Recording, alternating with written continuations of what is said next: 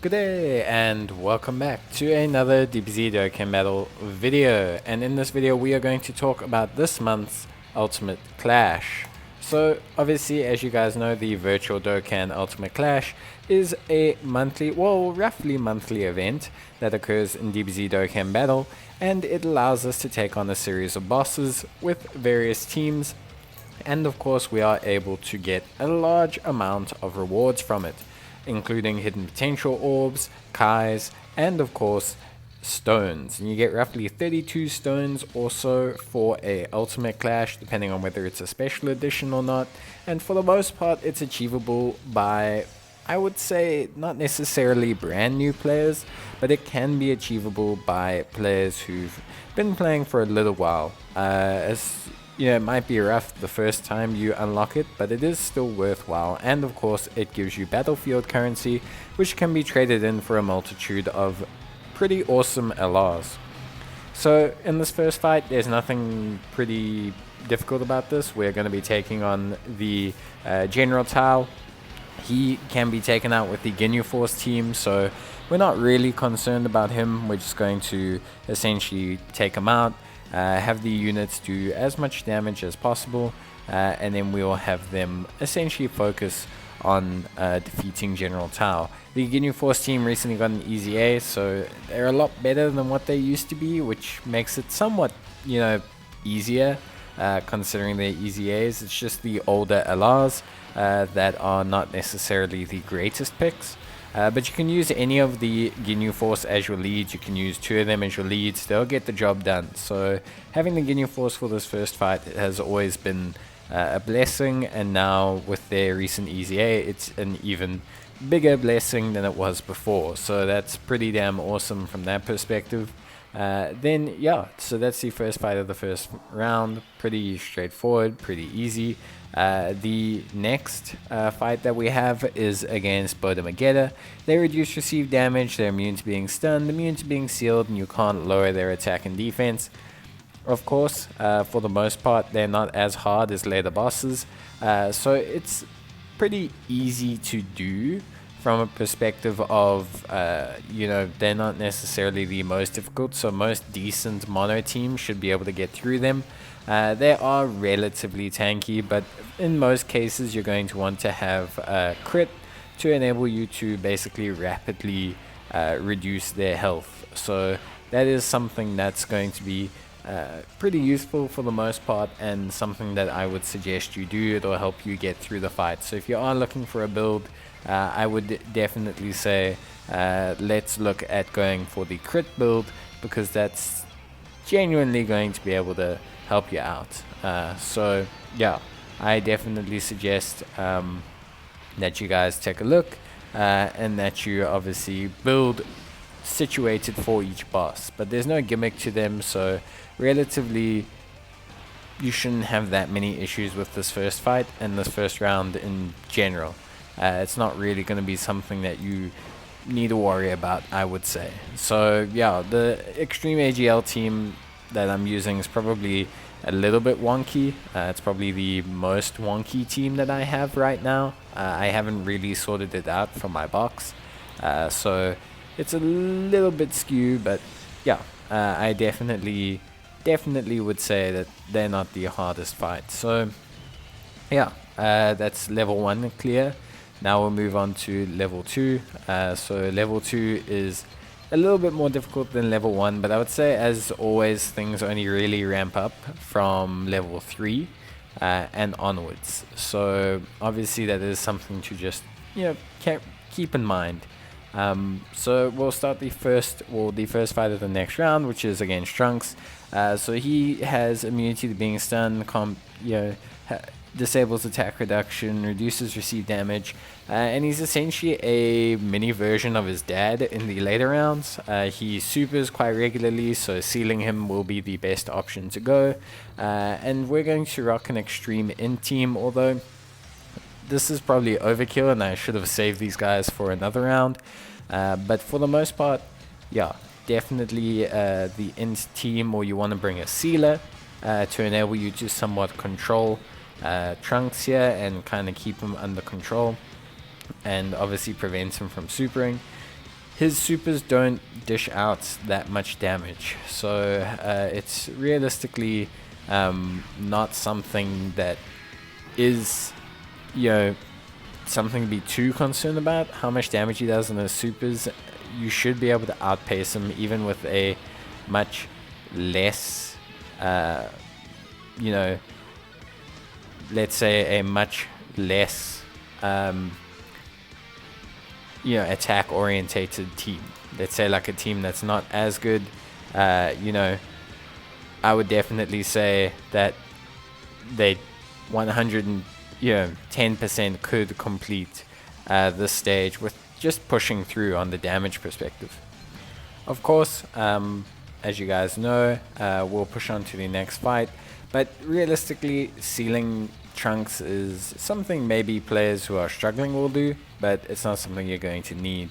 The next fight will be against Oob, and he reduces received damage, grants immunity to being stunned, nullifies sealing effect, and disables attack reduction. Going for units that defense lower or for units that crit is going to be probably the best call here, just because it will drastically enable you to beat Oob a lot faster. But Oob doesn't really have a healing gimmick or any other mechanic like that, so Oob himself is not necessarily that difficult. It's just, of course, you want to be aware of Oob and just make sure that you're not necessarily going too slowly. So bringing in some kind of crit will definitely help you out, but honestly speaking, it's not going to be something that's too entirely necessary. Physical is also one of those teams that's recently got quite a few buffs, especially extreme physical. With the, you know, final form Kule EZA, with the free-to-play Prime Battle Boo and Babidi, there's been quite a few nice little upgrades to that extreme fusion team, which does make things a little bit easier. Units like Sin Shenron are also very good and have recently received EZAs on global. So for the most part, we do have much better, or I want to say much more rounded team with which to take on the Ultimate Clash with. So definitely something that's pretty good, and a good nice change for the extreme physical team. And you can see that in how we one turn to Oob, a nice change up, a nice quick battle there, keeps us all from, you know, having to wade through that fight for too long. The next battle is against Lord Slug, and he reduces received damage, has immunity to being stunned, immunity to being sealed, disables attack and defense reduction, and he recovers HP. His HP recovery doesn't happen too often, and it's not too much, so it shouldn't really pose that much of an issue to you. For units that recover health, generally the best way to go about it is just to make sure you bring units that you can consistently attack with. Being able to consistently attack with units will mean that you basically are constantly supering and should be able to out DPS the unit that is healing. So I do suggest that you bring in units that link really well, or you bring in floating supports that will generally just help your team a lot better, and that will help you to basically whittle down the enemy as quickly as possible. But of course, you just take it on with the strongest team that you can. Obviously, whenever we're talking about Virtual Dokkan Ultimate Clash, we usually do mono teams. The reason we do mono teams is just because it's way easier to counteract the bosses. Firstly, obviously having mono teams just generally means that you're not going to have type disadvantage, which does help quite a bit. Please bear in mind that when you are taking on the final boss of the current Ultimate Clash, or the current Virtual Dokkan Ultimate Clash, that when you face Frieza, he essentially can't take damage from extreme units. So the issue you're going to have is you need to run at least 2 super class mono type teams for Frieza. Which means when you are building your teams, you need to make sure that you can control which units you've used, which ones you haven't used. So keep all that in mind when you are building beforehand or selecting units beforehand for the Ultimate Clash. So yeah, of course, that's generally speaking the game plan that you go with, but we don't have full control of everything that happens. You can easily have something go wrong. You can easily tend to have an issue during your run. You can have something go, sideways. You can have something occur that you didn't plan for. So you do just need to be aware of most of these things by pre-building your teams. If you pre-build properly, you won't have any issues. But we move on to level 3. The first boss of level 3 is Vegeta. So Vegeta cannot be stunned, Vegeta cannot be sealed, and Vegeta reduces received damage. Vegeta does super every single attack. So to counteract Vegeta supering every single attack, generally your best bet is to either A, bring damage reduction units. Damage reduction units will enable you to avoid a lot of the damage. B, bring evasion type units that have either guaranteed evasion against Pure Saiyans or have a high chance of evasion that will let you again avoid all the damage.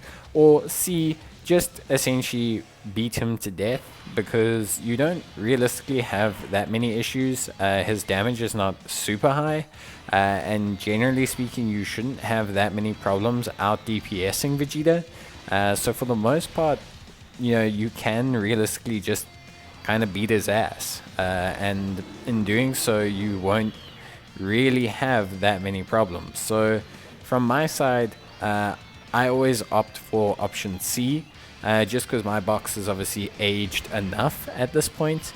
But that being said, I definitely think for the most part that the best strategy to go with is probably damage reduction or evasion, especially if you are new. There's a lot of good evasion units and that you can bring that are physical, and those generally help out quite a bit. So I honestly suggest that you take a look at that and that you push through, select units that have damage reduction, select units that have evasion, and then you will be able to kind of manage those expectations quite a bit. I definitely don't really see Vegeta as a problem anymore, but he can be a problem for people who have just started Virtual Dokkan Ultimate Clash, who maybe don't have the strongest defensive units. Good solutions to the damage reduction problem or the evasion problem are units like Master Roshi. Master Roshi's great because of his evasion. You have this free-to-play, UI Goku. He's fantastic because he triggers the proc of the Goku passive in the physical Gohan from the SBR and ESBR, and he has a great level of damage reduction as well. We have Krillin, who's got very good defense as a prime battle, just generally the teams are honestly more than fine. So there's a lot of options on the physical side for you to choose. If you're really struggling, you can use a unit like Tech Caulifla. She will automatically dodge all of his attacks just because she's a Pure Saiyan. He's a Pure Saiyan and she automatically dodges Pure Saiyans. So to be honest, it is just relatively straightforward and not something that you need to be too concerned about. I just think it's generally more than okay for you to be able to take on this Vegeta and be able to push through him. He's not the hardest, and he doesn't hit necessarily the hardest. If each attack was doing like 400k damage, then of course you'd have to plan for it a bit better, but it's not really. So for the most part, I definitely think everything is good to go. And we took him out quite easily. Not too much of an issue, although it did take a little bit longer than we usually like it to take. We missed out some super attacks because we didn't have the best key links, but we'll move on to the next fight, which is against Goku. Now Goku, he reduces received damage, he has immunity to being stunned, and he disables attack and defense reduction. Goku can be sealed, and the reason Goku can be sealed is because Goku has a countdown mechanic, and that countdown mechanic leads to Goku doing a massive super attack that most times will get you killed. Nowadays, it's not as threatening as it used to be. Back in the day, Goku's super attack used to be it used to be Great Saiyaman, but it used to be a guaranteed knockout. Nowadays it's not. Most units stack defense super duper fast. Some of them have greatly stacking defense. A lot of them have smaller amounts of damage reduction, things like that that do help out quite a bit. So Goku's not as threatening as he used to be, but honestly, you know, it is something that I do think you still need to be aware of, and you still need to kind of, you know, take control of, I would say, because it can be, it can still hurt, and you'll see in this video that it still hurts because we get hit by it because we don't manage to keep him sealed up. The best solution is to bring 2 sealers and have 1 sealer on each rotation. Having a sealer on each rotation means you essentially can kind of control the fight completely, because he will remain sealed while the next sealer seals him, and that process will continue onwards. If you only have 1 sealer, you're gonna run into the problem I have, which is I get hit by his attack before my sealer can seal him, and then that leads to me taking a large amount of damage, and that's okay. You know, it does happen. It is something that does occur. It's not really something I want to say, yeah, where you, how do I say, can truly control the fight completely if you don't have 2 sealers. But having 1 sealer is still better than none, and having units like the Tech Caulifla, who are guaranteed dodging units, obviously help as well. Tech Goku, this Tech Goku Blue, is a great addition to this category because he, you know, augments other tech units when he's on rotation, but he himself also just does a significant amount of damage, which is obviously great. The Easy A to the Tech Goku and Frieza help them defensively. They're always fantastic offensively, and because we can't attack lower Goku, it doesn't really help us in terms of them proccing their full passive, but him being sealed does help to a certain extent, so that is a good thing, of course. Here we're gonna obviously be able to try and control the fight again a little bit. We fortunately have quite a bit of rainbow orb generation. The God Goku generates rainbow orbs alongside the Tech LR Goku and Vegeta unit, so we do at least have quite a few nice options for rainbow orb generation. Rainbow orb generation obviously helping out quite a bit here. You'll see us get hit by the super attack, by the way, and you'll see it does a good sizable chunk of damage, 237,000, so a very solid amount of damage. Not as threatening as it used to be, but for players who have maybe weaker leads, who maybe don't have as high a health pool due to the fact that they don't have as many dupes in units or as many LRs on the team, 237k is going to be quite a lot of damage to take, and it is going to be something that they are going to struggle to maybe, you know, just survive. Like, they're not going to be able to just survive that KO attack like we did. So yeah, bring 2 sealers, control the fight, give yourself a easy way out, and yeah, just don't basically don't try and rely on RNG. But yeah, the fight is beyond that pretty straightforward. If you're keeping him sealed up, you just essentially guarantee your victory. If you're not keeping him sealed up, go for damage reduction units, or just tank the hit and try and out DPS him before he gets another one in. That strategy's worked a couple times as well. So yeah, for the most part, Goku down, and then we'll push on and take a look at the next fight, which will be Cooler. But for those of you who are struggling with this fight, the best way, honestly, is just to bring those double sealers. That's going to help you control it, even if they aren't necessarily even, you know, units that have type advantage. Bringing sealers is going to be what you need, so try and fill out the team with those sealers. You'll guarantee your victory on this stage. So then from there we'll move on to the Cooler fight. The Cooler is basically just an augmented version of Lord Slug. He heals, he can't be sealed, he can't be stunned, he can have his attack and defense lowered, and he can have his attack lowered, which is a useful strategy. But for the most part, honestly, you're just going to want to just take him out. You're just going to want to bring a really strong team in. Similar rules to the Lord Slug. because he's a healer, you want to make sure that you are attacking constantly, that you are hitting super attacks, that those super attacks are allowing you to essentially deal damage and keep up with the damage that you need to have done. But Cooler himself this time round is strength, which means he's up against probably one of the strongest categories in the game from a monotype perspective in Super AGL.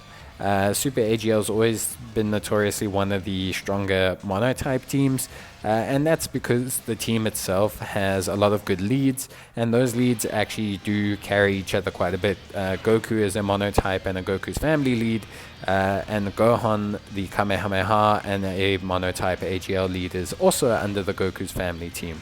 Goku is also under Kamehameha, so a lot of them aren't even running under mono leads. They're running under basically dual category leads, which are obviously higher than mono leads. And we obviously recently got the EZA to SS4 Vegeta. So there's a Super AGL is just really strong. It has been for a while, and it will continue to be super duper strong. So for the most part, at least from my perspective, I won't have any problem with this stage. Most players shouldn't have a problem with this stage. If you are having a problem, just stick to the same rules as Lord Slug. There are some really nice Super AGL pickups, like the LR Goku and Arale are a super nice Super AGL pickup that you can use, and they'll be able to help you out. But for the most part, just follow the same rules as Lord Slug. The next fight we have is against Rudigon. He reduces received damage, has immunity to being stunned, can't be sealed.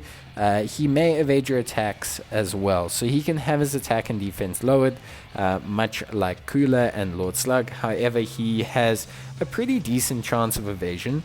Now, the way to work around Rudigon, as always, is to bring units that do additionals.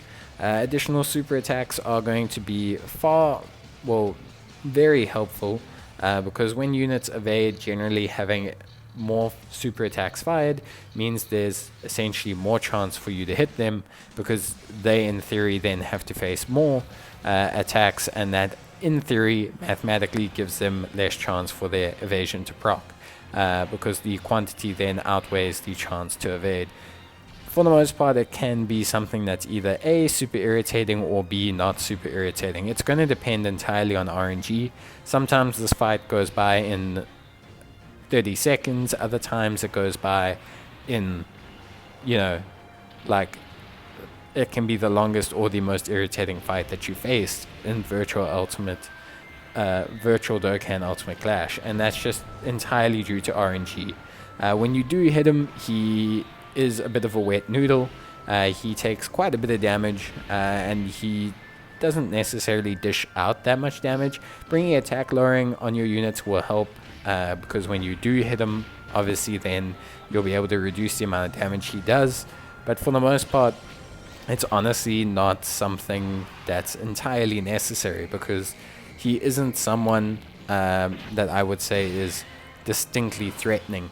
You can quite easily take him out if you just select the right units, and you just get enough RNG. If you get super unlucky, I guess, you could bring units that all attack lower so that when they hit, they keep him lowered, but honestly, it's just not necessary.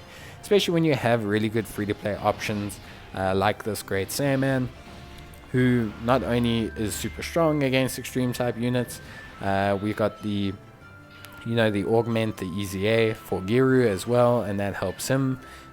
He's a lot stronger.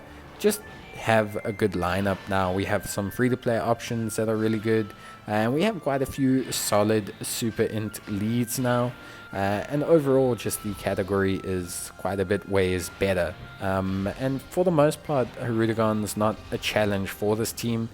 We still have the transformation for Goku if we need it, which obviously would help him, give him full evasion, but we have a lot of damage. We have some good linking units between him and the Super Saiyan Blue evolved Vegeta, and we just don't really have that much of a problem. So Rudigon, a bit annoying, but you should have the box to be able to deal with him. Remember, if you are struggling, additional super attacks or additional attacks alongside attack lowering will be able to assist you. Those are the two strategies that will help you to beat Rudigon if you find them necessary.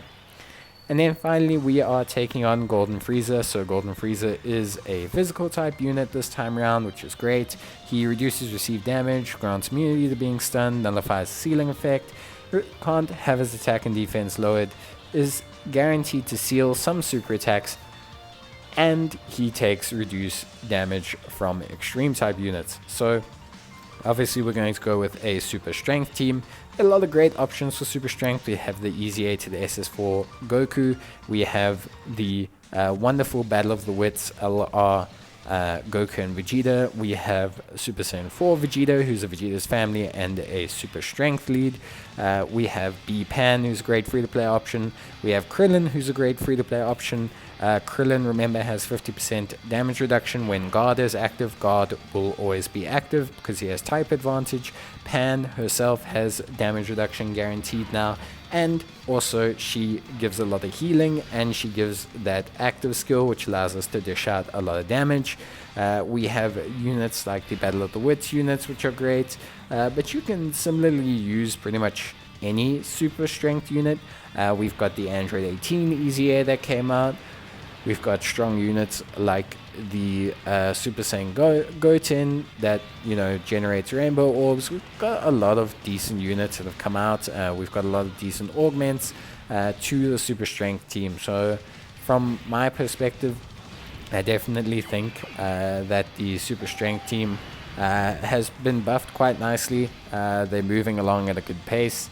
And for me, I think they're probably the second strongest team, monotype team, behind, I would say, the Super AGL. I definitely think it's something that, you know, most people could use, and most people could, you know, find themselves using quite easily. It's got a lot of options. It's not really struggling so much in terms of viability, and realistically, it's just a super solid option to use. So from my perspective, you shouldn't really have a problem. Got some super strong LRs on the category and great free-to-play units. I mean, Pan is just a ridiculous free-to-play unit to have for this selection. I mean, she can almost carry you on her own with her healing and tanking that she'll be able to do. So for me, like I said, I definitely think this is just a really, really solid team and a really, really solid option. And yeah, kind of an easy ride in. The one big thing about Frieza is his ability to do a large amount of damage, and the fact that this team is inherently super tanky due to, you know, just having units like SS4 Vegeta, having units like Pan, having units like Krillin, who are all super solid tanky units in the Virtual Dokkan Ultimate Clash. It just basically essentially means that we have a very strong level of control over keeping ourselves from taking an excessive amount of damage. So from my perspective, this wasn't so hard. I can definitely see it being hard depending on you know, what your box looks like, as any of these fights could be. They can be difficult, you know, depending entirely on your box. Some of us aren't going to have any problems. Some of us are going to have quite a few problems. It's just something that we essentially have to handle because we're not going to be able to control the level of damage that we take, and it is just one of those things. So yeah, Frieza done, active skill from Vegeta, gonna finish it off, and that is Virtual Dokkan Ultimate Clash. So yeah, let me know what you guys think down in the comments. Let me know which fights you're struggling on. If you need any help, I'll reply back to the comments. I'll always gladly help people out. But yeah, as always guys, thank you for watching the video. Leave a like if you want to or you enjoyed the video, and I'll see you guys in the next one. But until then, stay safe, take care, and bye.